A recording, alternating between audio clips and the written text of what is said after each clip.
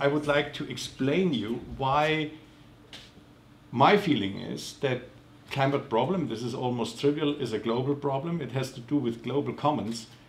And I would like to discuss with you what can we do to use the global commons in a fair, just and efficient way. So let me share with you a few inconvenient insights. So the first one is, and this is probably not too surprising for you, that emissions are rising, and we can observe in the last decade even an increasing growth rate of emissions, despite of the financial crisis. That's very interesting, and despite of a lot of national and regional mitigation efforts. So the main reason why these emissions are rising are not so obvious, and therefore within the IPCC we tried to figure out what are the main driving forces of emissions. And one of these driving forces is, from my point of view, in particular warring, and therefore let me explain a little bit these driving forces in some detail. So what you can see here is the total change of emissions, and we have decomposed the total change of emissions in basically 4 components: population growth, economic growth, GDP per capita, carbon intensity, and energy intensity. And let me start with the first observation, that the economic growth is by far the most important driver for emissions. And the relative importance of population has been decreased. There are 2 other components, and these are the energy intensity component. The energy intensity component basically means, that's the yellow bar, basically means that we are driving more efficient cars, living in better houses, and the energy efficiency improvement didn't not only occur in the OECD countries, but at a worldwide scale. So that's a remarkable development. However, and this is quite important, all these efficiency improvements have been overcompensated by economic growth and by population growth. Now there's a last component. I would like to focus a little bit on this last component, which is the carbon intensity. Carbon intensity measures the emissions per unit primary energy. And in contrast to the 3 decades before, the carbon intensity has been increased in the last decade. And we are now publishing a paper which will be online in the next 2 months in the PNS about the reason why we see this increasing carbon intensity. And we call this the renaissance of coal. So the world economy is not on a decarbonization trajectory, it's on a carbonization trajectory.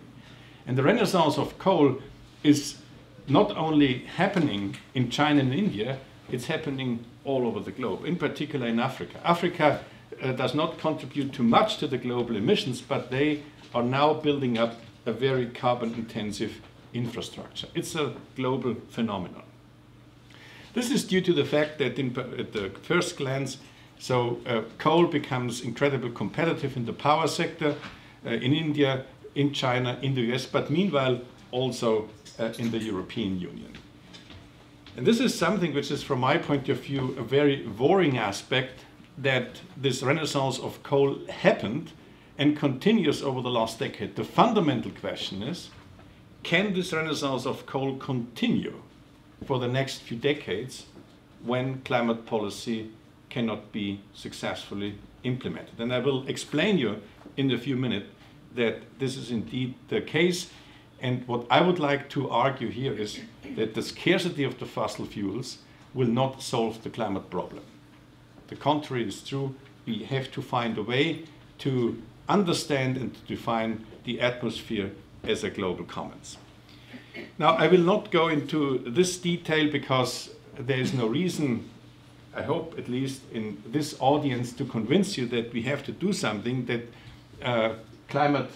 an unabated climate trajectory leads to a 4-degree increase of global mean temperature, which is very risky, and therefore many people argue it is wise, as an application of a precautionary principle, to limit the increase of global mean temperature to 2 degrees. Some people even argue to 1.5 degrees.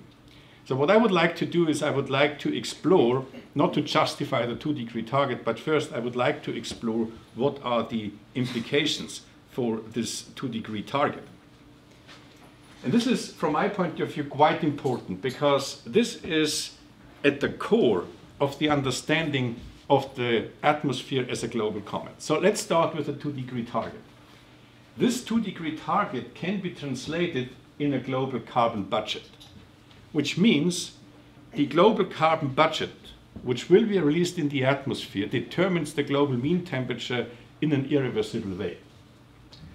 So 3,000 gigatons are consistent, roughly consistent with the 2-degree target. We have released, since industrialization, already 2,000 gigatons.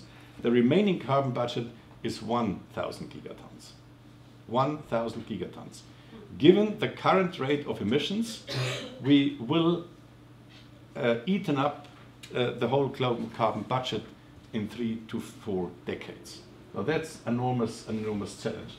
What we have done so far within the IPCC, we have translated this carbon budget into an emission reduction profile, and we come up with the conclusion that we have to reduce the emissions by 2050 between 40 to 70%.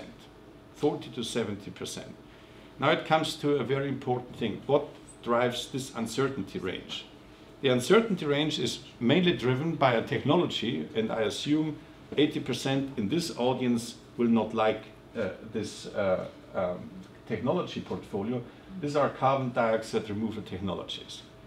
Within the IPCC, we had a huge debate about this carbon dioxide removal technologies, which basically means afforestation, bioenergy in combination with carbon capture and storage for coal and oil. So within the IPCC, we haven't taken into account carbon dioxide removal technologies because we are technocratic believers in fancy, even premature technologies. The reason was simply because we have taken into account the current trajectory of the coal renaissance. So it's possible to get rid of these technologies, not totally, but roughly, but then we need to have a very radical, very rapid emission reduction profile. So this is something which is quite clear, and the carbon dioxide removal technologies can be seen as an option to buy time. So you might argue in the end that this is nothing which is sustainable forever. And I would agree with you that it is not sustainable, but the climate issue is fundamentally a timing issue. We need options to buy time, and I would like to explain you that. So the carbon budget, which we will release into the atmosphere, determines, I said this already, the temperature in an irreversible way. Let's assume that in the next 3 decades we will release 1,000 gigatons. In the second half of this century, we would only have 2 options. The one option is just to adapt to climate change, or to use even more risky technologies like geoengineering technologies, which is called solar radiation management. So this is something which is, we have to do something in the next 3 to 4 decades, because otherwise we lose the option to deal with climate change in a reasonable way through the reduction of emissions. So this is fundamentally the synthesis of the IPCC, and this is something which I would like to communicate. This can be translated in a profile, emission over time, and here you have the business as usual scenario, which leads to a 4-degree increase of global mean temperature, and then we have explored basically 2 stabilization targets. The one is the 2-degree target, and it shows that the majority of scenarios show at the end of the century we need fundamentally negative emissions. So we have to find a way for negative emissions. For a 2-degree target, it's less ambitious, but nevertheless, and this is quite important, you have a higher carbon budget with much more climate risks, but in the end, you need also a carbon-free society, a carbon-free economy at the end of the century. And you have to reduce the emissions, you have to find a maximum very soon, and you have to reduce the emissions in absolute terms, not just in terms of GDP or population. And this is a quite own issue. Now I will skip a few slides.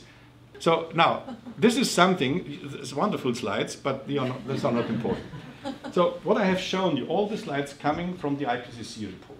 Now, being in Scotland, the land which has, the country which has invented enlightenment, now I will share with you personal thoughts. This has nothing to do with the IPCC, these are just my thoughts, and you should not assign any of these thoughts to the IPCC. I speak as a free man, not as a slave of the IPCC. And this was the reason why I accepted the invitation to come here, because sometimes it's nice to be a free man. Now, I would like to highlight this slide here, because this slide, for me, is the fundamental insight of the economics of climate change. The economics of climate change starts to acknowledge that we can release into the atmosphere roughly 1,000 gigatons CO2. You might be a little bit more ambitious, you might be a little bit less ambitious. It's 1,000 gigatons which can be released into the atmosphere. Underground, we have 11,000 gigatons CO2. 11,000 gigatons CO2. Irrespective of the precise stabilization goal, this means the majority of fossil fuels has to remain underground. Full stop. This means if you have the option of carbon capture and storage, and I do not ask you if you like this technology, I'm just saying if you have CCS, 70% for oil, 35% for gas, 32% has to remain underground. If you have this option not available, it's 90%, 63, 64. This has a strong economic implication. Any climate policy will devalue the assets of the owners of fossil fuels in a fundamental, and I would say even in a dramatic way. And this is the economics of climate change. You devalue the assets. But this is only half of the story. It's just half of the story. The second half of the story is, so what are the options to do this? What can we do to convince the society that the majority of fossil fuels can remain underground? I see three options. The first option is waiting for a miracle. Now, growing up in Bavaria, I'm a Catholic. I believe in miracles, but we do not rely on them. But I can tell you what kind of miracle we need. So let's assume we wake up tomorrow and we realize that the levelized cost of electricity of wind and solar is much lower than the extraction costs of coal. So then we are done. We get rid of the climate problem because all the carbon-free technologies are so cheap that nobody has an incentive to use coal, oil, or gas from underground. This could happen, but it will probably not happen tomorrow. It could happen in a few years, even in a decade. However, so this is something which is very unlikely, because it's very unlikely that wind and solar and geothermal can really compete with coal. We might discuss this, but yeah, I see you say no, and I will tell you it's the truth, because you cannot only rely on the levelized costs of electricity, you have to include the system costs. And if you include the system costs, currently solar and wind is more expensive than coal. So then you have a second option.